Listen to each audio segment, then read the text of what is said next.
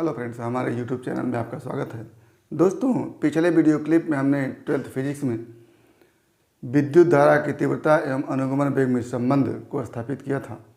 आज हम उसके आगे एक टॉपिक लेकर के आए हैं जिसमें हम देखेंगे कि आवेश वाहक की गतिशीलता किसे कहते हैं और किसी आवेश वाहक की गतिशीलता एवं चालक की चालकता में क्या संबंध होता है। तो आज का हमारा टॉपिक है आवेश वाहक की गतिशीलता एवं चालकता में संबंध। तो पहले तो हम देखेंगे इसमें कि गतिशीलता क्या होता है, मोबिलिटी क्या होती है। तो मोबिलिटी ऑफ चार्ज कैरियर, आवेश वाहक की गतिशीलता। आवेश वाहक की गतिशीलता, जैसा कि हम जानते हैं कि किसी भी चालक के सीमा के अंदर मुक्त इलेक्ट्रॉन सामान्य स्थिति में रैंडम मोशन करते हैं, अनियमित गति करते हैं। लेकिन यदि चालक के सिरों के बीच हम ये विद्युत स्रोत आरोपित कर देते हैं तो सिरों के बीच विभवांतर आरोपित हो जाता है और चालक के अंदर विद्युत क्षेत्र आरोपित हो जाता है। और ये विद्युत क्षेत्र की दिशा इस तरह से, ये पॉजिटिव चार्ज इस सिरे पर है और ये निगेटिव चार्ज इस तरफ है, तो विद्युत क्षेत्र की दिशा इस पॉजिटिव सिरे से निगेटिव सिरे की तरफ होगी। तो ये हमारा इस चालक के अंदर विद्युत क्षेत्र की दिशा है। और जब चालक के अंदर विद्युत क्षेत्र आरोपित कर दिया जाता है तो चालक के मुक्त इलेक्ट्रॉन अनुगमन वेग से विद्युत क्षेत्र के विपरीत दिशा में गति करने लगते हैं। तो ये मुक्त इलेक्ट्रॉन हमारे हैं विद्युत क्षेत्र के विपरीत दिशा में गति कर रहे हैं। किस वेग से? अनुगमन वेग से। अब इसी अनुगमन वेग और विद्युत क्षेत्र की तीव्रता में जो संबंध होता है उसी संबंध को हम गतिशीलता के रूप में देखते हैं। अब इस आवेश वाहक या कह लें मुक्त इलेक्ट्रॉन का अनुगमन वेग इस चालक के सिरों के बीच आरोपित विभवांतर या कह लें कि इस चालक के अंदर विद्युत क्षेत्र पर निर्भर करता है। अगर विद्युत क्षेत्र आरोपित है तो आवेश वाहक में अनुगमन वेग होगा और विद्युत क्षेत्र आरोपित नहीं है तो आवेश वाहक में अनुगमन वेग नहीं होगा।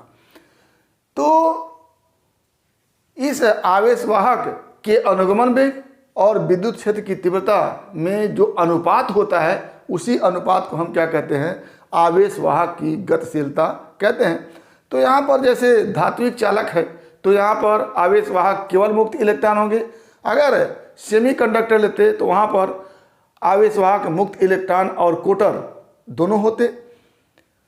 और अगर विद्युत अपघट्य होता तो उसमें धन आयन एवं ऋण आयन दोनों आवेश वाहक होते और गैस होता तो उसमें आवेश वाहक मुक्त इलेक्ट्रॉन और आयन होते। तो जैसे अगर आवेश वाहक की बात करें तो आवेश वाहक धातु में क्या होते हैं? मुक्त इलेक्ट्रॉन होते हैं। गैस में मुक्त इलेक्ट्रॉन एवं धन आयन दोनों होते हैं। विद्युत अपघट्य में धन आयन एवं ऋण आयन दोनों आवेश वाहक के रूप में होते हैं। और अंत में अर्धचालक को देखें तो इसमें मुक्त इलेक्ट्रॉन एवं कोटर, जिसको आप इंग्लिश में होल कहते हैं, दोनों आवेश वाहक के रूप में होते हैं। तो ये अन्य चालकों में अलग अलग आवेश वाहक हैं जिसको आपको याद करना है। कभी कभी इससे भी क्वेश्चन पूछते हैं कि धातुओं में आवेश वाहक के रूप में कौन कार्य करता है, तो वहाँ पर मुक्त इलेक्ट्रॉन होता है। और अर्धचालकों में तो मुक्त इलेक्ट्रॉन और कोटर दोनों होते हैं। तो इस तरह से ये भी तथ्य आपको ध्यान में रखना है। तो यहाँ पर हमने देखा कि धात्विक चालक के सिरों के बीच अगर विभवांतर आरोपित कर देते हैं तो इनके अंदर विद्युत क्षेत्र आरोपित हो जाता है और इस विद्युत क्षेत्र की दिशा इस पॉजिटिव सिरे से इस निगेटिव सिरे की ओर होती है। इस विद्युत क्षेत्र के आरोपित होने से इसके अंदर जो आवेश वाहक मुक्त इलेक्ट्रॉन है अनुगमन वेग से विद्युत क्षेत्र के विपरीत दिशा में गति करते रहते हैं।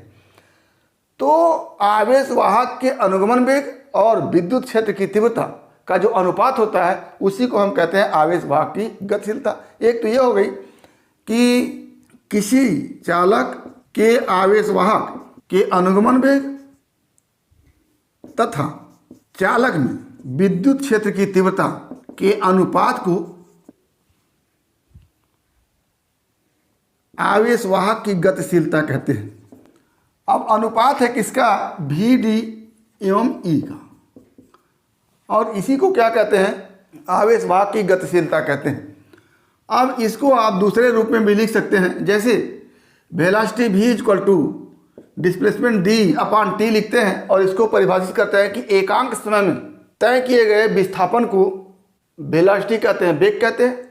तो इसी तरह से हम इसको परिभाषित कर सकते हैं कि चालक में एकांक विद्युत क्षेत्र की तीव्रता पर आवेश वाहक के अनुगमन वेग को क्या कहते हैं, आवेश वाहक की गतिशीलता कहते हैं। तो कैसे इसको लिख सकते हैं, अथवा एक परिभाषा और बन जाएगा, चालक में एकांक विद्युत क्षेत्र की तीव्रता पर आवेश वाहक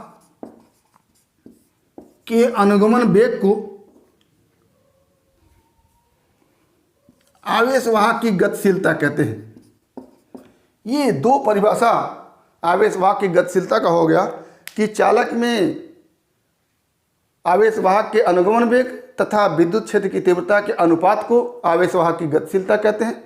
दूसरा, एकांक विद्युत क्षेत्र की तीव्रता पर आवेश वाहक के अनुगमन वेग को क्या कहते हैं, आवेश वाहक की गतिशीलता कहते हैं। अब यदि विद्युत क्षेत्र की तीव्रता E पर अनुगमन वेग Vd हो तो आवेश वाहक की गतिशीलता, इसको हम म्यू से लिखते हैं, mu equal to Vd upon E, ये फार्मूला होता है। और इसका अगर हम मात्रक निकालें तो क्या हो जाएगा, गतिशीलता का मात्रक, ये Vd अनुगमन वेग है तो इसका मात्रक मीटर पर सेकेंड, और ये विद्युत क्षेत्र की तीव्रता है तो इसका मात्रक न्यूटन प्रति कूलम, न्यूटन प्रति कूलम। अगर इसको हल करें हम तो क्या हो जाएगा, मीटर प्रति सेकेंड गुणे कूलम प्रति न्यूटन। और ये कूलम को हम लिख सकते हैं, ये धारा को एम्पियर में, Q बराबर IT लिख सकते हैं, तो एम्पियर गुणे सेकेंड। तो ये सेकेंड से कटेगा, क्या बचेगा, मीटर एम्पियर प्रति न्यूटन। तो क्या हो जाएगा मात्रक, मीटर एम्पियर प्रति न्यूटन, ये मात्रक हो गया। और बिमी सूत्र की बात करें तो मीटर को हम L से लिखते हैं, एम्पियर को A से लिखते हैं, और न्यूटन को बटा करके लिखेंगे MLT-2, और इसको हल करेंगे तो L से कैंसिल होगा, क्या बचेगा, M-1 L0 T2 और A1।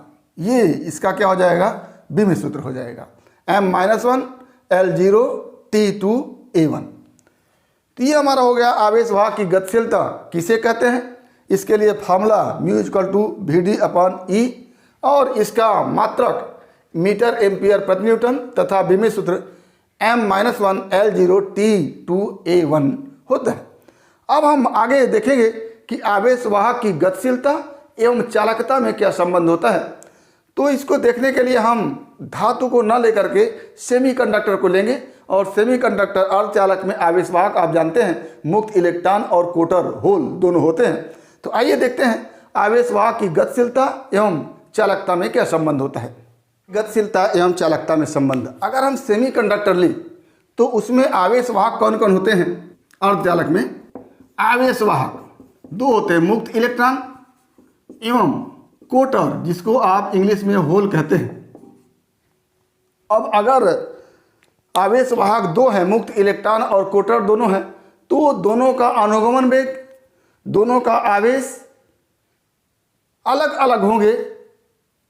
तो यहाँ पर आवेश वाहकों का अनुगमन वेग तो Vd अनुगमन वेग कहते हैं। तो यहाँ पर मुक्त इलेक्ट्रॉन के अनुगमन वेग को Ve लिखते हैं, और कोटर के अनुगमन वेग को Vh लिखते हैं।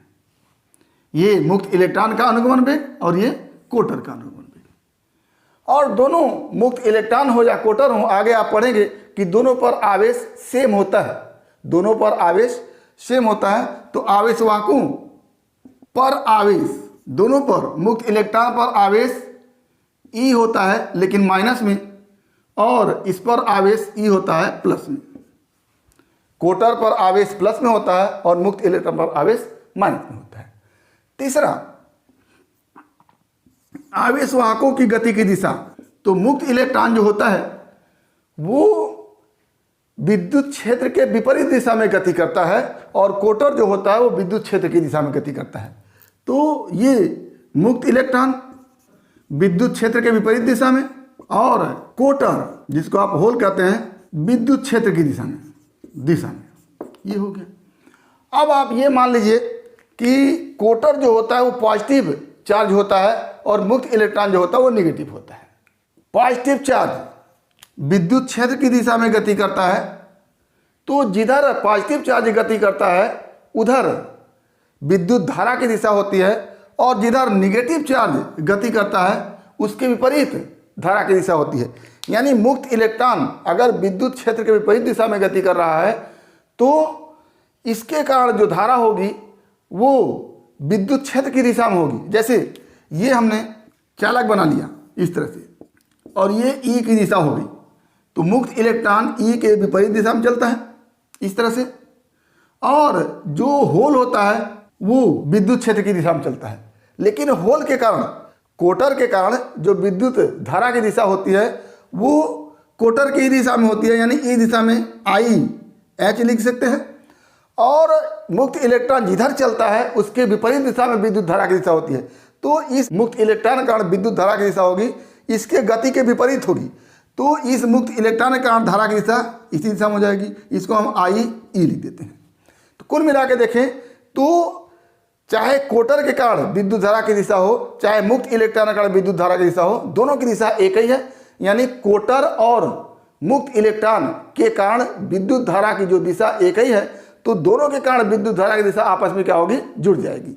मुक्त इलेक्ट्रॉन के कारण जो अनुगमन वेग के रूप में विद्युत धारा की तीव्रता का फॉर्मूला लगाए थे उसको यहाँ पर लगाएंगे। तो क्या लगाएंगे कि मुक्त इलेक्ट्रॉन के कारण विद्युत धारा की तीव्रता क्या लिखते हैं, आई ई बराबर जो धारा का फॉर्मूला था I = NE/A VD अनुगमन वेग के रूप में था। तो यहाँ पर I मुक्त इलेक्ट्रॉन के कारण है तो इसको आई ई लिख दिए = NE। N क्या था यहाँ पर, number of electron per unit volume. तो हम मानते हैं कि सेमीकंडक्टर में एकांक आयतन में मुक्त इलेक्ट्रॉन की संख्या Ne है, और चार्ज मुक्त इलेक्ट्रॉन पर E ही होता है, E हो गया, और जो चालक है उसके परिक्षेत्र क्षेत्रफल A है, और अनुगमन वेग मुक्त इलेक्ट्रॉन का भी E है, ये हो गया। अब आगे क्या लिखेंगे, कोटर के कारण विद्युत धारा की तीव्रता, इसको हम आई एच लिखते हैं क्योंकि कोटर को होल कहते हैं। तो आई एच जो होगा वो होगा एन एच। एन एच क्या है, एकांक आयतन में कोटरों की संख्या into E into A into V H, क्योंकि कोटर का अनुगमन वेग वी एच मान रहे हैं और इलेक्ट्रॉन का अनुगमन वेग वी ई मान रहे हैं। इलेक्ट्रॉन की संख्या एकांक आयतन में एन ई और कोटर की संख्या एकांक आयतन में एन एच। दोनों पर आवेश बराबर है लेकिन विपरीत है, तो केवल हम परिमाण निकाल रहे हैं तो दोनों पर आवेश ई को मानेंगे और कंडक्टर के अनुप्रस्थ परिच्छेद का क्षेत्रफल दोनों के लिए सेम होगा। अब कुल धारा क्या हो जाएगी, अर्धचालक में संपूर्ण धारा जिसको हम आई से लिखेंगे आई = आप अभी देखें कि चाहे कोटर के कारण विद्युत धारा की दिशा हो चाहे मुक्त इलेक्ट्रॉन के कारण विद्युत धारा की दिशा हो, दोनों की दिशा सेम होती है, यानी दोनों धाराएं आपस में क्या हो जाएगी, जुड़ जाएंगी। तो आई = क्या लिखेंगे, आई ई प्लस आई एच, और क्या हो जाएगा ये, इंप्लाई दैट आई = आई ई की जगह लिखेंगे N E into E into A into V E plus I H की जगह लिखेंगे N H E A V H ये, और दोनों में कॉमन क्या होगा, आई = कॉमन होगा ई इंटू ए, और यहाँ पर हो जाएगा एन ई और यहाँ पर हो जाएगा V E plus N H और यहाँ हो जाएगा वी एच। ये इसको हम इक्वेशन 1 कर देते हैं, ये इक्वेशन 1 हो गया। तो ये हमारा समीकरण 1 हो गया। अब हम कक्षा 10 में क्लास 10th में ही पढ़ चुके हैं कि चालक के प्रतिरोध, चालक हो या अर्धचालक हो, उसका प्रतिरोध R बराबर होता है विशिष्ट प्रतिरोध रो इंटू L अपॉन E। यहाँ पर ये क्या है, प्रतिरोध है, और रो विशिष्ट प्रतिरोध है, और ये लंबाई है, चालक हो चाहे अर्धचालक हो, और ये अनुप्रस्थ परिच्छेद क्षेत्रफल है ये।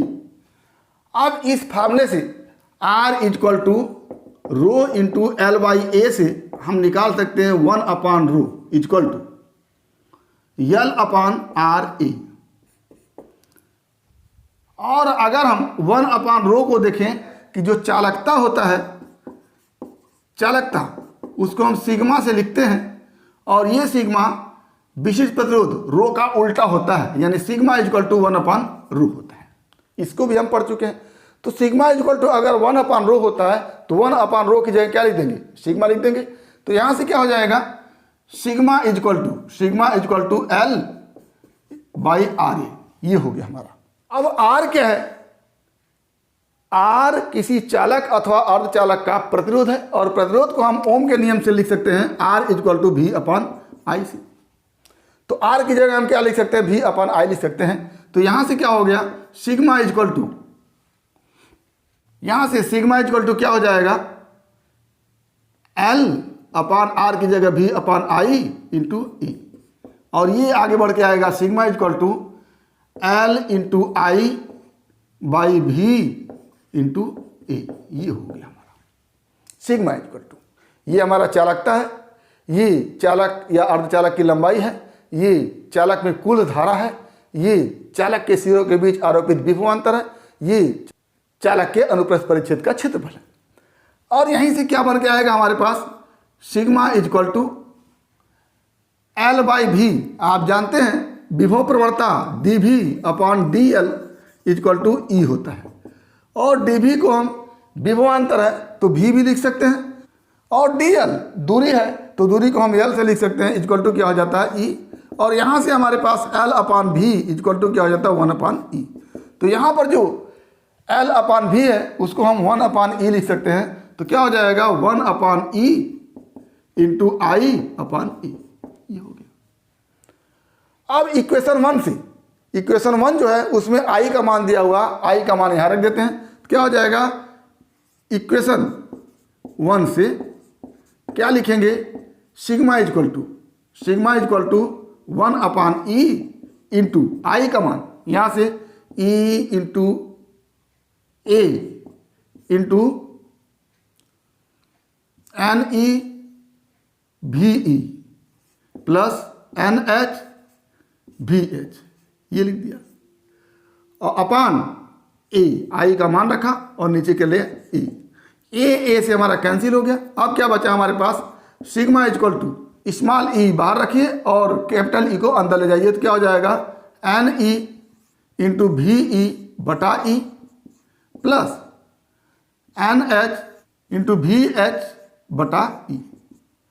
अब यहाँ पर भी ई बटा ई और भी एच बटा एच, ये अनुगमन वेग मुक्त इलेक्ट्रॉन का बटे विद्युत क्षेत्र की तीव्रता।